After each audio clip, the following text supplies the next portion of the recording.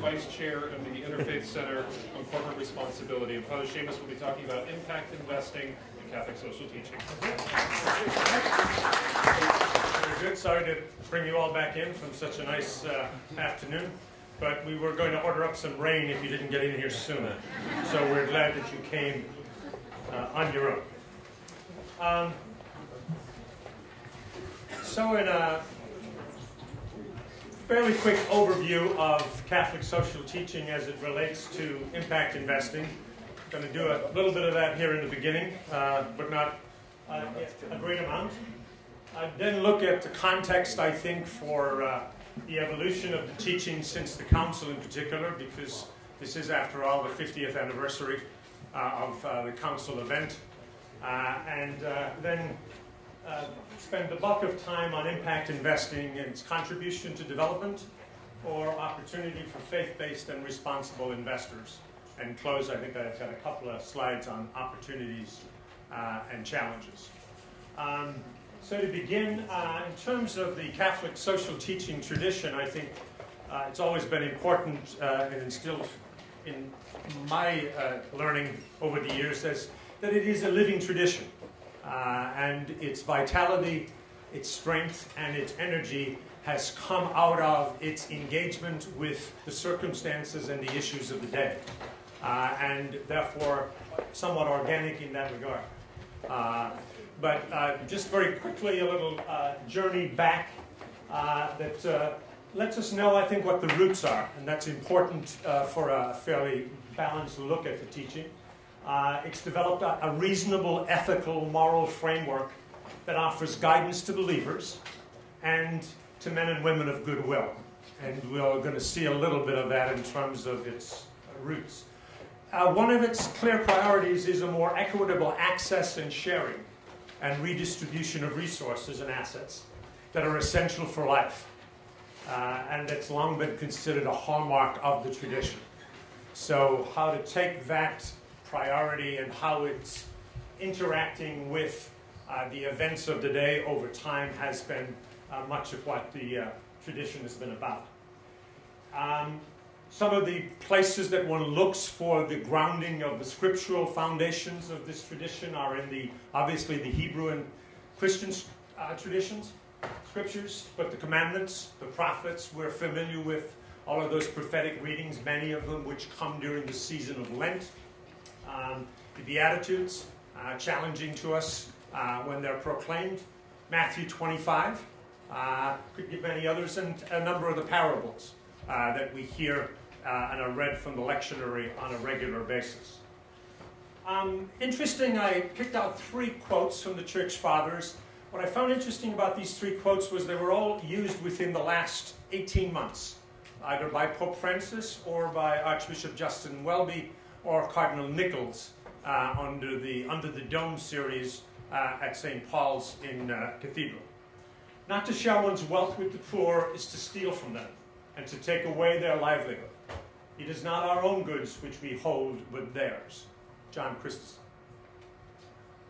Great torrent rushes in thousands of channels through the fertile land. By 1,000 different paths, make your riches reach the homes of the poor. Wealth is like water that issues forth from the fountain. The greater the frequency with which it is drawn, the purer it is, while it becomes foul if the fountain becomes unused. And that's St. Basil the Great. And another from John Chrysostom: this is the rule of most perfect Christianity, its most exact definition, its highest point, namely the seeking of the common good. And so that in some ways for me is, when you look at that, those words of wisdom from those 3 Church Fathers in many ways brings together a number of the themes that we have been discussing already and will continue. But a quick fast forward because we don't have a lot of time, but I want to recommend one book that I've spent a great deal of time with over the last 8 years. I've been involved in a very interesting project at the law school at Harvard University, the Islamic Finance Project. And one of the books that I've gone back to numerous times is by John T. Noonan, The Scholastic Analysis of Usury, published in 1957, I believe. And, he goes through what is, for me, a very clear presentation and analysis of those core concepts that are still very much a part of the language that we assume we all know, about ownership, about lending, about interest, about partnership, about deposits, all of those different basic concepts and how the scholastics wrestled with them and brought forward into the later tradition that whole debate about the prohibition on usury, for instance, is where he focuses, but then he goes on from there. So the early Middle Ages were neither commercial nor humanistic. People were inclined to accept a bare theological rule. I guess that's not operative anymore that we know of, but some places. Indeed, a banker's standing in 13th century Florence was probably at least as good as in 20th century New York. Obviously, he didn't get around to commenting on the 21st century. For 3 centuries, the analysts were engaged in an attempt to adjust the letter of the old law to changed economic circumstances, and a willingness to consider the commercial lender's viewpoint. And this, in some ways, for me, captures what the Catholic social tradition is about in terms of its engagement with the innovations of the day, the debates of the day, the commercial needs of the day, and having that debate in the public space. Last one I picked out was Pius XII at the Bank of Rome in 1950. Bankers earned their livelihood honestly. So, anyway, that's a book I recommend. Are you where you missed one? Oh, yes, I am, yes. I thought we'll just move on because we've kind of cut on time here. So, fast forward to Rerum Novarum, which is kind of the first opportunity for the formal Catholic social teaching to weigh in on this, and we're not going to go through this in great detail, but Leo XIII in Rerum Novarum was very interested in the implications of the industrialization process and the rights of workers, impact on their lives, safety, and put down a certain number of benchmarks that still are very much present today. We've been wrestling for the last year with the collapse of the factory in Bangladesh in Rana Plaza. Just the anniversary was a month ago. Some of the very same issues you find addressed here are brought forward there in the context of doing business and what it means and what are some of the important ethical questions that are part of it. We also know that if we move to Quadragesimo Anno in 1931, it's a more broad, systemic kind of question that is the social question, and it's wondering about the systems of capitalism, socialism, and communism. Were they capable of responding to the pressing social questions of the time while respecting human freedom and human dignity? And those are always good questions when we think in terms of financial systems, governance as well, but clearly about the particular model that we're putting forward, or how innovative it is. Where does it fit from a Catholic perspective clearly on human freedom and human dignity? Also examine the appropriate role of government, and that's not come up a lot so far, but it's been referred to. But again, an important question, because the Catholic social teaching is clear on the role of government, unlimited government, that has the promotion of the common good and the guarantee of the public order as at the center of its role, and how that's played out in different venues. And as we know, this document follows a kind of a pro-con, advantages, disadvantages of these different financial systems. Fast forward to the council and afterwards, and I think what we look at there is the formal documents from Pacem in Terris through the council to the most recent exhortation of Pope Francis. They continue to build on the priorities that were examined in the previous years of the tradition, but now within a more complex and rapidly globalizing context. An east-west, north-south divide, as well as a more integrating financial system. And gratefully, Sister Helen Alfred is here, and she's going to unpack the exhortation for us tomorrow, so that's all that I need to say about that in this presentation. Finally, and I think this was from CARITAS in VERITATE of Benedict XVI, and set in the post-financial crisis time an important reminder for all of us The economic sphere is neither ethically neutral nor inherently inhuman and opposed to society. It is part and parcel of human activity, and precisely because it is human, it must be structured and governed in an ethical manner. This was the wrestling now with the impact of the near meltdown of the financial system that we've all lived through since 2008. Perhaps at one time it was conceivable that first the creation of wealth could be entrusted to the economy, and then the task of distributing it could be assigned to politics. Today that would be more difficult, given that economic activity is no longer circumscribed within territorial limits, while the authority of governments continues to be principally local. Hence, the canons of justice must be respected from the outset, as the economic process unfolds, and not just afterwards or incidentally.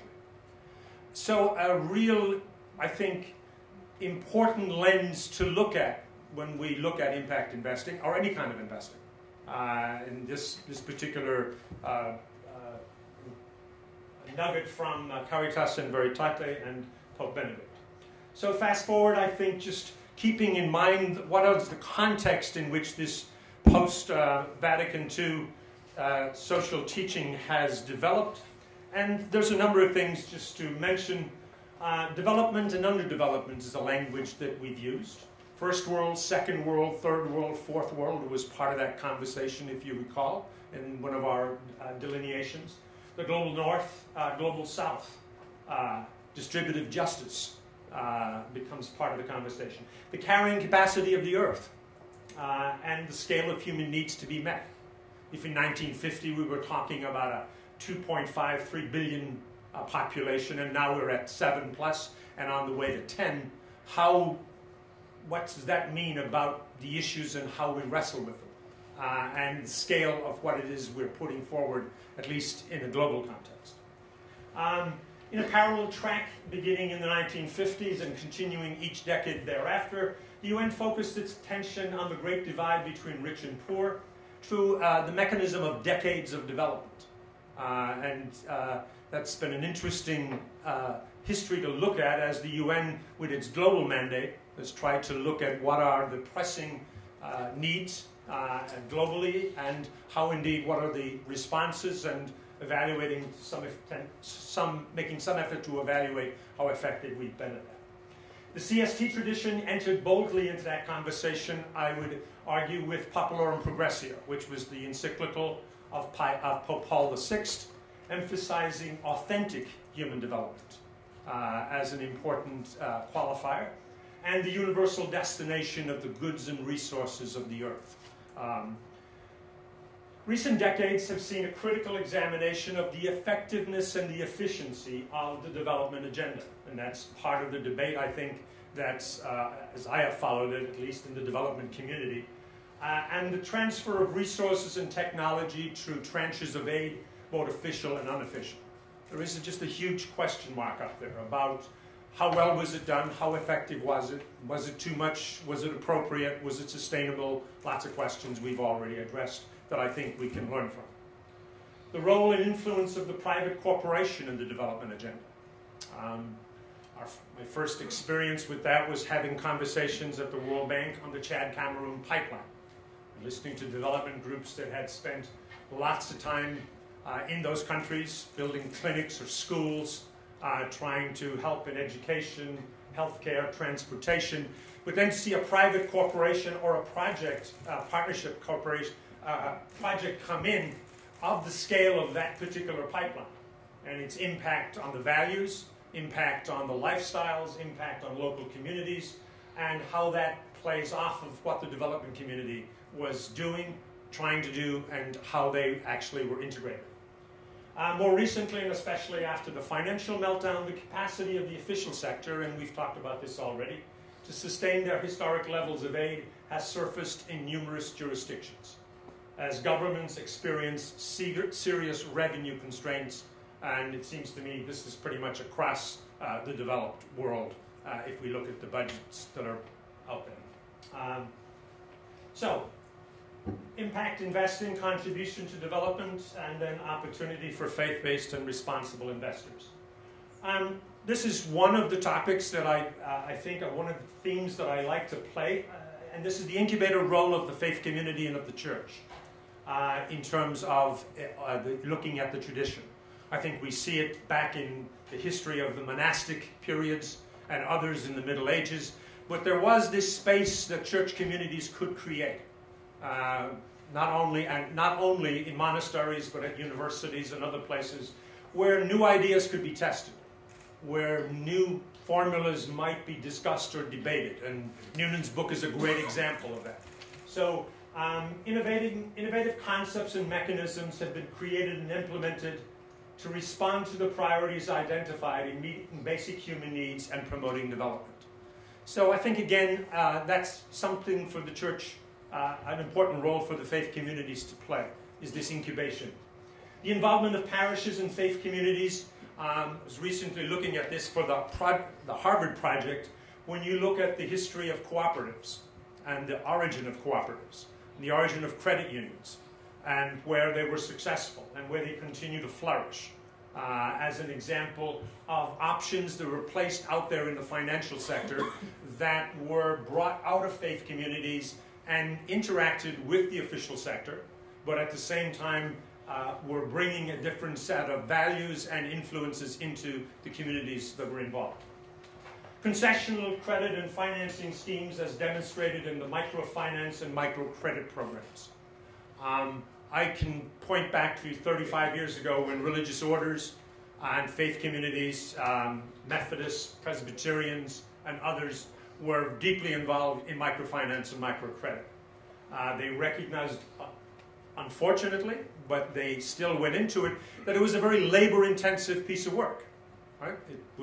This was pre-technology, and when one had to travel around and collect the 5 cents of interest or this or that and to keep the books balanced, but they nevertheless were willing and had the resources to contribute the labor into the project. When the major institutions came to that table, Citigroup, Deutsche Bank, and others, then our concern was, were they able to do that on scale with the same values, the same service, and the same preferential option for the marginalized and the poor. I think other schemes can be learned from as well. The fair trade schemes, there's lots of those out there that are involved at a retail, very local level of parishes. I think the sister communities in parishes, I know that's been very successful in the States, particularly with Haiti, but also Salvador, Honduras, Nicaragua, and in some African contexts as well. So the incubation role, I think, of faith communities is an important one. Impacting investing in development and development, I think, to recognize that we're entering into a culture and a history that has been willing to try things outside of the mainstream. And there's the resources and the appetite and the interest and the motivation to do that. As the most recent arrival, it's been born, I think, out of the aspiration of donors and investors to put their assets to work, to promote growth and development in certain sectors of economies while not losing capital. Don't need to spend a long... I think it's, the other part I want to mention is I think it's another vehicle alongside a number of other vehicles that are out there in the development world. Not to replace them, not to be instead of them, but perhaps to carve out a niche where it is appropriate and can make an important contribution. What are they looking for? And this is mostly from the JP Morgan study that when you got this in the pre-read documents, that they're looking for well-developed impact investing marketplace. They're looking for that functions like a traditional capital market. They want a marketplace in which opportunities are transparent, performance data is accessible, credible, and comparable. Ratings agencies are accessible. Syndicators, clearinghouses, auditors, and other necessary market intermediaries are easily identified. So nothing terribly new there or unusual, I think, in that piece of research in terms of the investor who may be looking to say, this may be something that we might want to get into or might include in our asset class differentiation. So as we move on, I want to look at two groups who've already been mentioned. One is To distinguish the socially responsible investor, I'd like to distinguish the faith-consistent investor from the SRI investor. I think it's an important distinction, and that one that's grown more and more, and not just in the Catholic faith, but in the other faith traditions as well. Because it's important because it, I think, clearly identifies what's motivating and what's driving the question or the interest of the particular investing individual or organization. They have a recognized record of being able to make investment consistent with their beliefs and values without sacrificing return on investment. And having been involved in this wrestling match for 30 years, and I think one can safely now say that even our most strident critics are willing to admit that one can do faith-consistent investing and exclude a certain number of stocks or companies or industries from your portfolio and meet whatever index or whatever return you're supposed to be meeting, and not give up on that, simply because you're investing in terms of belief or value. Up until now, they've primarily used negative screens and shareholder engagement processes. And that's been an important part of their arsenal in terms of going forward. Our investment SRI faith-consistent policies screen about 8% of the Russell 3000 because of the particular criteria we have in place. But we've also used alternative and community investments, sometimes at concessional rates of return. So in the States context, that means revolving loan funds. That means community development loan funds. There's an Isaiah fund. There's a Leviticus fund that some people have been willing to put investments into at a concessional rate of 2%, 1%, 3%, depending on what the... So not something new. I think some of these investors are looking for ways to go beyond negative screens. And that ultimately, I think, should be the goal of the faith-consistent investor or the SRI investor. Simply saying what you won't invest in or you don't want to invest in gets you someplace. But I think a more positive and a more constructive piece of the tradition wants us to say, this is what we want to promote. This is what we're supporting. This is who we are in solidarity with. So impact investing in some ways is a good fit alongside for those who are looking for ways to go beyond negative screens and invest in funds and projects that are better aligned with their mission. And you've already had some examples of that earlier, and there are some others coming. They're attracted by the personal and community relationships, as well as the specific sector or geographic area that's being funded. Two of the investment committees that I'm a consultant with at the moment have a great interest in Africa. So we've put some money into a private equity fund that's Africa-focused, 7 countries in Africa. There's an infrastructure fund, private equity fund in Africa that's points very clearly to specific countries, specific areas that it wants to address, and that could also be said in the Latin American context. There's a couple of smaller ones that we've been engaged with, and more of those also surfacing in Asia. But trying to, I think, look at personal relationships, the sector, geography, the population, the issue is important. This is just a small example. For instance, this was on I think in the Wall Street Journal last week of private equity investment in sub-Saharan Africa increased by 43% to 1.6 billion in 2013 from the previous year. Okay, investors are attracted by fast economic growth in some countries on the continent. So Ethiopian economy, you can read for yourself from the World Bank statistics. Here's the KKR investment that you probably read about. We know the big ones are Carlyle and Helios and the others, but 200 million in cut roses industry in Ethiopia. We could go back to Felipe's conversation this morning, good thing or a bad thing.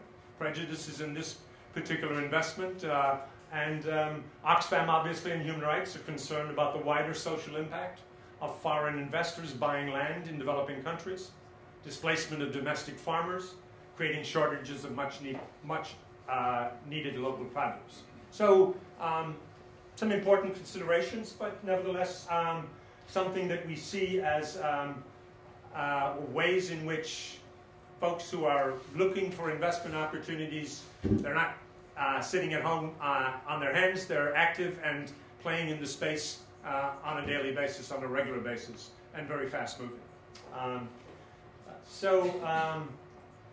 Challenges. I think the reputational risk is real. There's no question about it in terms of the faith communities, and that's something that we have to be more and more concerned about on a regular basis anyway. But I've put a few in here. Partnerships, public, private, corporate, investing in development. That's the craziest thing I ever heard of. Investing for the poor. What do you mean?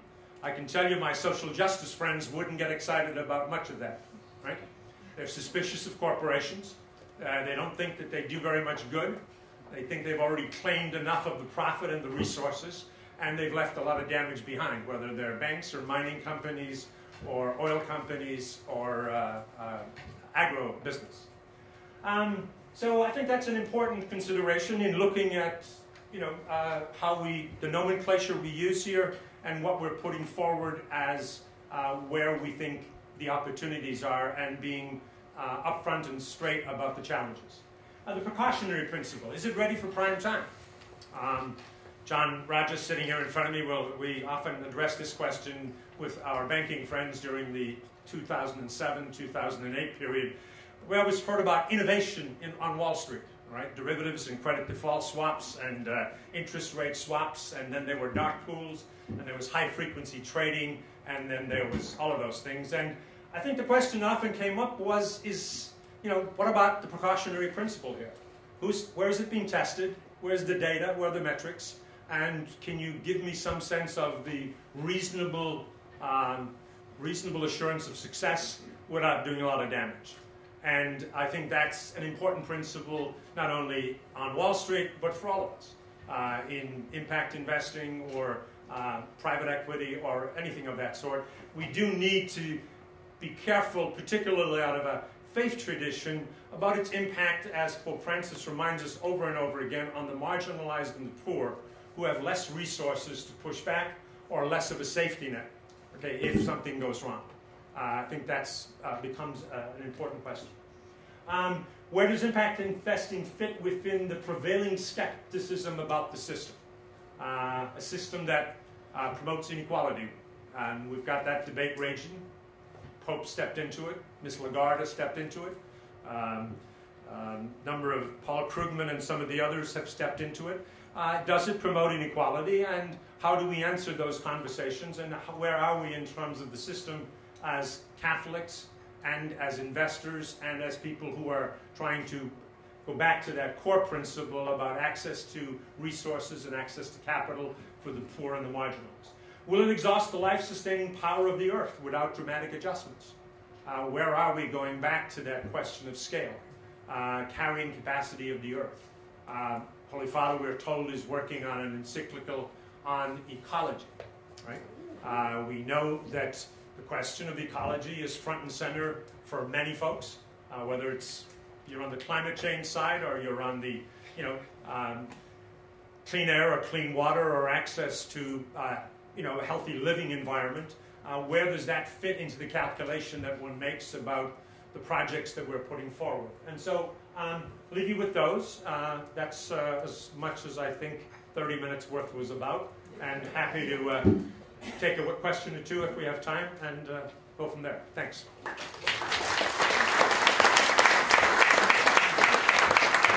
have any questions? So you raised a number of the challenges. It's a strange place to leave us. So in your own experience, since you advise several committees, how do you come up those challenges notwithstanding? As I said, I think this is a new and innovative mechanism, and I think I strongly support it.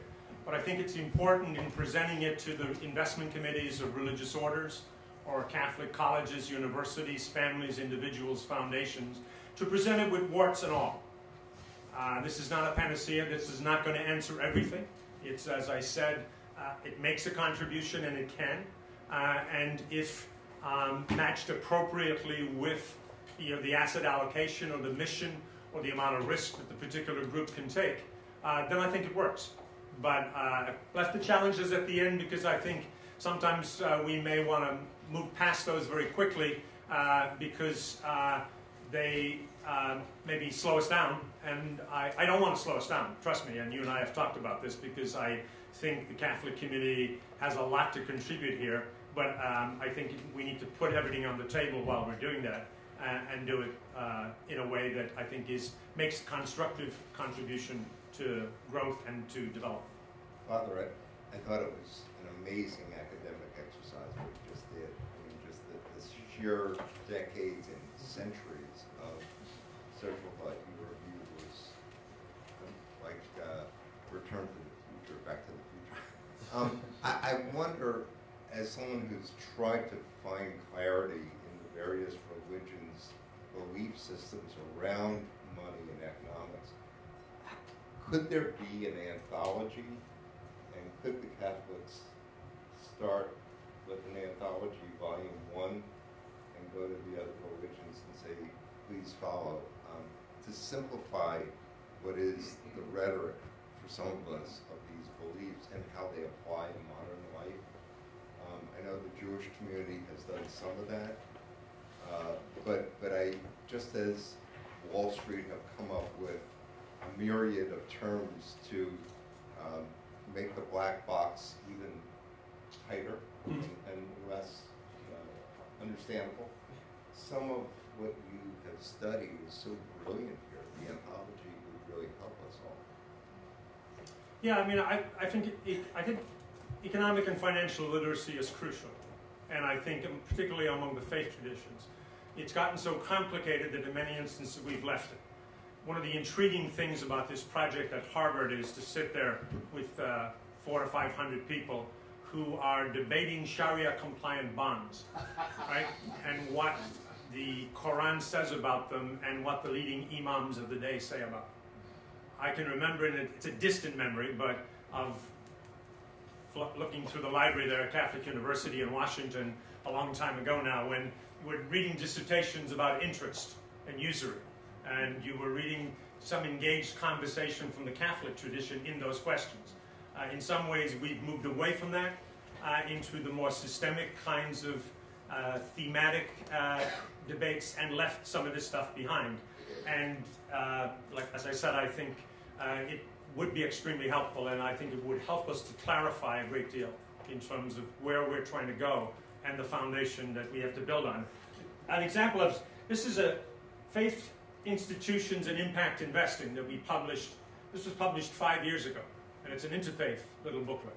So it gives you a sense that, again, that the faith communities have been wrestling with a number of these issues probably in an isolated fashion, and they would benefit a great deal if they were doing it more together, because there are great similarities across the traditions and great streams of thought that are more developed in one than another that I think would be helpful. Seamus, we have 2 more questions. Sure. Less a question, more a comment. I think one of the challenges that I might want to add as this becomes more and more a part of the industry is that it not become trendy. And coming from a strong Jesuit tradition where I think you can argue everything can be an impact, and then you get these people marketing everything as an impact fund, and we lose our passion for the poor. And I think that's very important that as we push this as an industry or as a model for investment, that we keep at the forefront, it is for the poor and not rationalize everything as an impact fund. Yeah, and I think the clarification, I think Pat talked about it a little bit, the clarification of our understanding of the impact and where we're going. We put a small amount of money in a private equity fund in Africa, but we were attracted to it because of its specific countries. It probably might not qualify under the technical definitions of impact investing, but it is in agriculture, it is creating jobs, transportation jobs. So I think we have to be careful as well not to make it too narrow. That this is this is in its infancy in some ways. We can learn from one another, but like the microfinance question, I think not to be careful not to lose the faith component as it goes broader and into the larger scale of operations. That I think we have a definitely a very important role to play in that process. So I think I have the last question. Sure. And it's about the role of human dignity connected to impact investing. And if you could comment about how does that play into the way investees receive the money as a handout, I mean a hand up versus a handout, and also how investors begin to understand communities in different ways when they are investing rather than providing a direct charity or contribution. Yeah, I mean, I guess going back again to the microfinance question, I think the biggest learning from the faith communities in that particular work was that it was labor intensive.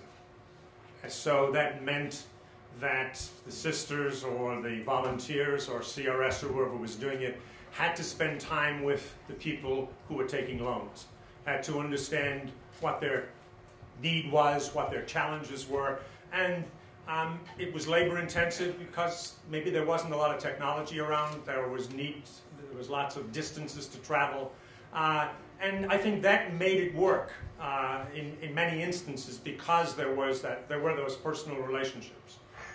When you scale something up, there is indeed the danger of losing that, right? And so then we start mostly counting numbers and covering on details about return or expenditures, and the people fade a bit back into the background. And so that's why I liked some of the examples we had earlier in terms of their scale, in terms of the connectivity. How to keep that is, I think, extremely important. Otherwise, I think we lose a real important dimension of the Catholic tradition and other faith traditions that they bring to this. That it does have to be about human dignity. It does have to be about access to resources for life and for living, for families, for communities. Otherwise, it becomes just another report that we get at the end of every quarter on what the return was. So I think a really important point. Thank you.